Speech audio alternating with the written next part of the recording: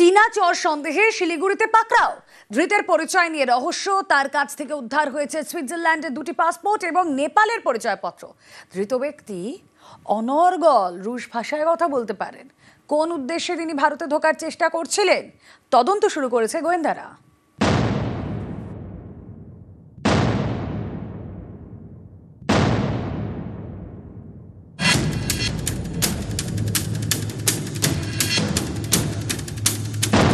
পরিচয় তো নয়, যেন জটিল ধাঁধা।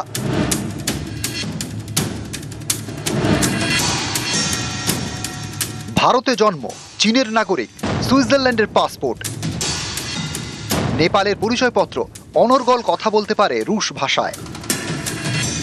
এই ব্যক্তি যে আসলে কোন দেশের সেটা বোঝায় দায়। এমনই এক ব্যক্তিকে চীনা চর সন্দেহে পাকড়াও করেছে এসএসবি।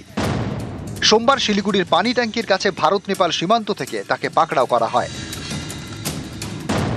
ধৃতের কাছ থেকে সুইজারল্যান্ডে দুটি পাসপোর্ট উদ্ধার হয়েছে।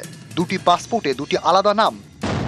সুইজারল্যান্ডের নথিতেই তাকে জন্মসূত্রে চীনা বলে উল্লেখ করা হয়েছে।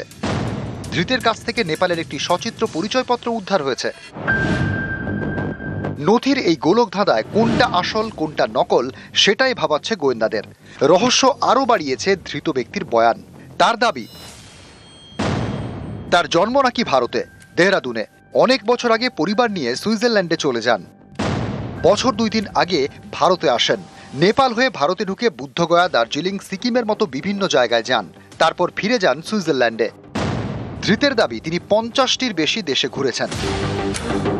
কিন্তু এই ব্যক্তি ভিসা ছাড়া কেন ভারতে ঢোকার চেষ্টা করলেন, এটাই ভাবাচ্ছে গোয়েন্দাদের। শিলিগুড়ির এই সীমান্ত বহুদিন ধরে গোয়েন্দাদের রাডারে। কারণ এর একদিকে নেপাল, অন্যদিকে ভুটান, পাশে বাংলাদেশ, আর একটু উত্তরে গেলেই চীন।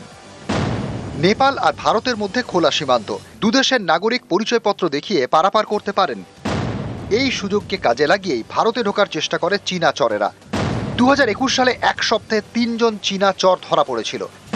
2024 সালে এই সীমান্ত দিয়েই ভারতে ঢোকার সময় পাকড়াও হয় এক পাকিস্তানি চর। শিলিগুড়ির এই সীমান্তের কাছে রয়েছে চিকেন স্নেক, যা ভৌগোলিক এবং কূটনৈতিকভাবে অত্যন্ত গুরুত্বপূর্ণ। তাই এই সীমান্ত দীর্ঘদিন ধরে গোয়েন্দাদের মাথা ব্যথা। কারণ বেজিং ক্রমাগত এই অঞ্চলে জমি শক্ত করার চেষ্টা করছে।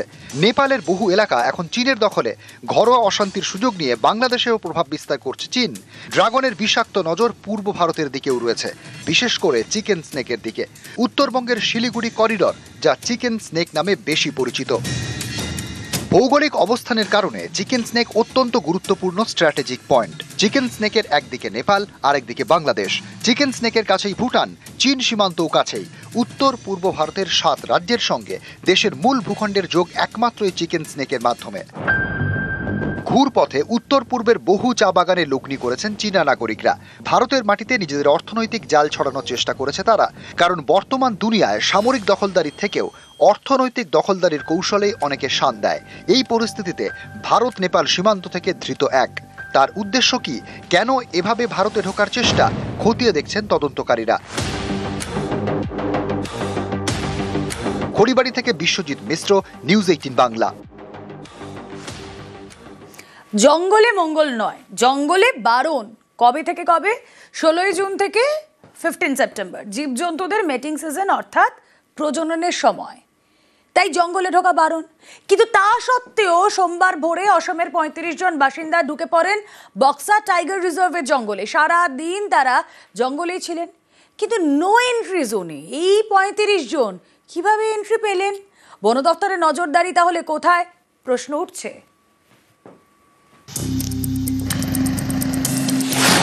16 জুন থেকে 15 সেপ্টেম্বর জীবজন্তুদের মিটিং সিজন, প্রজননের সময়। এই 3 মাস জঙ্গলে ঢোকা বারণ।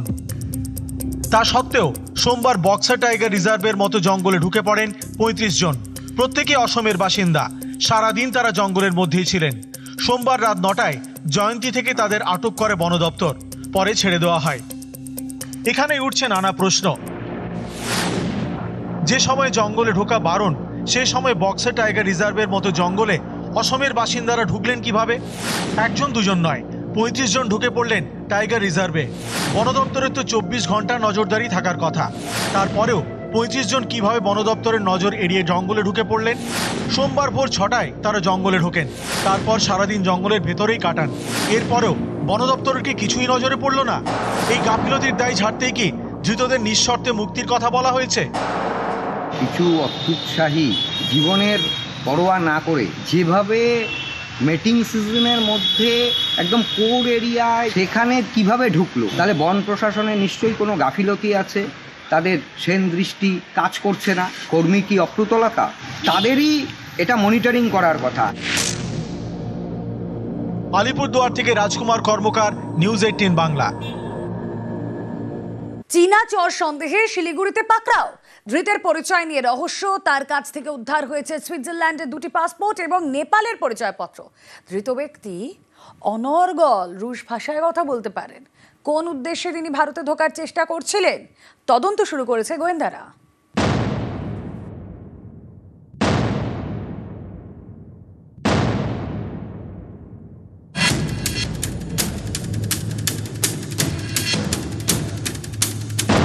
পরিচয় তো নয়, যেন জটিল ধাঁধা।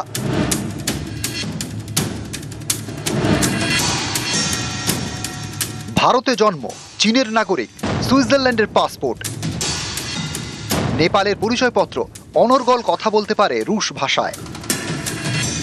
এই ব্যক্তি যে আসলে কোন দেশের সেটা বোঝায় দায়। এমনই এক ব্যক্তিকে চীনা চর সন্দেহে পাকড়াও করেছে এসএসবি। সোমবার শিলিগুড়ির পানি ট্যাঙ্কির কাছে ভারত নেপাল সীমান্ত থেকে তাকে পাকড়াও করা হয়।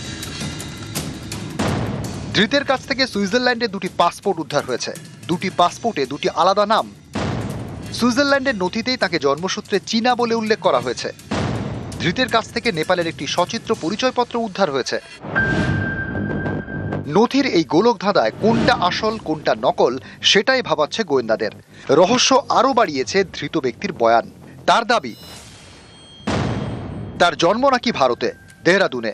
অনেক বছর আগে পরিবার নিয়ে সুইজারল্যান্ডে চলে যান। বছর 2-3 আগে ভারতে আসেন। নেপাল হয়ে ভারতে ঢুকে বুদ্ধগয়া, দার্জিলিং, সিকিমের মতো বিভিন্ন জায়গায় যান। তারপর ফিরে যান সুইজারল্যান্ডে।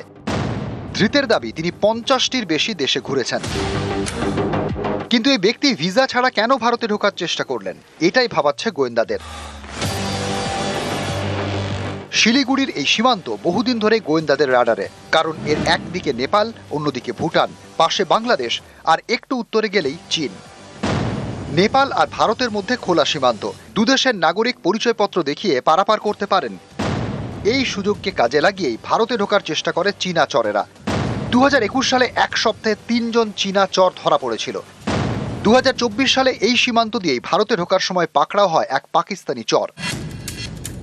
শিলিগুড়ির এই সীমান্তের কাছে রয়েছে চিকেন স্নেক, যা ভৌগোলিক এবং কূটনৈতিকভাবে অত্যন্ত গুরুত্বপূর্ণ। তাই এই সীমান্ত দীর্ঘদিন ধরে গোয়েন্দাদের মাথা ব্যথা, কারণ বেজিং ক্রমাগত এই অঞ্চলে জমি শক্ত করার চেষ্টা করছে। নেপালের বহু এলাকা এখন চীনের দখলে। ঘরোয়া অশান্তির সুযোগ নিয়ে বাংলাদেশেও প্রভাব বিস্তার করছে চীন। ড্রাগনের বিষাক্ত নজর পূর্ব ভারতের দিকেও রয়েছে, বিশেষ করে চিকেন স্নেকের দিকে। উত্তরবঙ্গের শিলিগুড়ি করিডর, যা চিকেন স্নেক নামে বেশি পরিচিত। ভৌগোলিক অবস্থানের কারণে চিকেন স্নেক অত্যন্ত গুরুত্বপূর্ণ স্ট্র্যাটেজিক পয়েন্ট। চিকেন স্নেকের একদিকে নেপাল, আরেকদিকে বাংলাদেশ। চিকেন স্নেকের কাছেই ভুটান, চীন সীমান্তও কাছেই। উত্তর পূর্ব ভারতের 7 রাজ্যের সঙ্গে দেশের মূল ভূখণ্ডের যোগ একমাত্র এই চিকেন স্নেকের মাধ্যমে। ঘুরপথে উত্তর পূর্বের বহু চা বাগানে লগ্নি করেছেন চীনা নাগরিকরা। ভারতের মাটিতে নিজেদের অর্থনৈতিক জাল ছড়ানোর চেষ্টা করেছে তারা, কারণ বর্তমান দুনিয়ায় সামরিক দখলদারির থেকেও অর্থনৈতিক দখলদারির কৌশলেই অনেকে শান দেয়। এই পরিস্থিতিতে ভারত নেপাল সীমান্ত থেকে ধৃত এক, তার উদ্দেশ্য কি, কেন এভাবে ভারতে ঢোকার চেষ্টা, খতিয়ে দেখছেন তদন্তকারীরা। খড়িবাড়ি থেকে বিশ্বজিৎ মিশ্র, নিউজ 18 বাংলা। জঙ্গলে মঙ্গল নয়, জঙ্গলে বারণ। কবে থেকে কবে? 16 জুন থেকে 15 সেপ্টেম্বর। জীবজন্তুদের মেটিং সিজন অর্থাৎ প্রজননের সময়, তাই জঙ্গলে ঢোকা বারণ।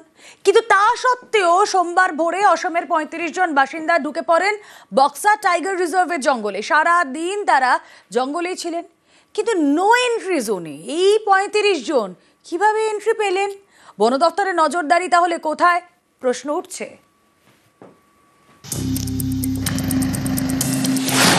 16 জুন থেকে 15 সেপ্টেম্বর জীবজন্তুদের মেটিং সিজন।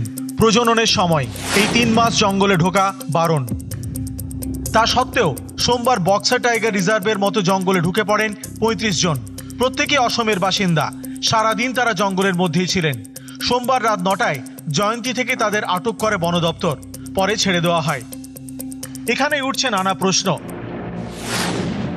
যে সময় জঙ্গলে ঢোকা বারণ, সে সময় বক্সা টাইগার রিজার্ভের মতো জঙ্গলে অসমের বাসিন্দারা ঢুকলেন কিভাবে? একজন দুজন নয়, 35 জন ঢুকে পড়লেন টাইগার রিজার্ভে। বন দপ্তরের তো 24 ঘন্টা নজরদারি থাকার কথা। তারপরেও 35 জন কিভাবে বন দপ্তরের নজর এড়িয়ে জঙ্গলে ঢুকে পড়লেন? সোমবার ভোর 6টায় তারা জঙ্গলে ঢোকেন। তারপর সারাদিন জঙ্গলের ভেতরেই কাটান। এরপরেও বন দপ্তরের কি কিছুই নজরে পড়ল না? এই গাফিলতির দায় ঝাড়তেই কি ধৃতদের নিঃশর্তে মুক্তির কথা বলা হয়েছে? কিছু অত্যুৎসাহী জীবনের পরোয়া না করে যেভাবে মেটিং সিজনের মধ্যে একদম কোর এরিয়ায় সেখানে কিভাবে ঢুকলো, তাহলে বন প্রশাসনের নিশ্চয়ই কোনো গাফিলতি আছে, তাদের সেন দৃষ্টি কাজ করছে না, কর্মী কি অপ্রতুলতা, তাদেরই এটা মনিটরিং করার কথা। আলিপুরদুয়ার থেকে রাজকুমার কর্মকার, নিউজ 18 বাংলা।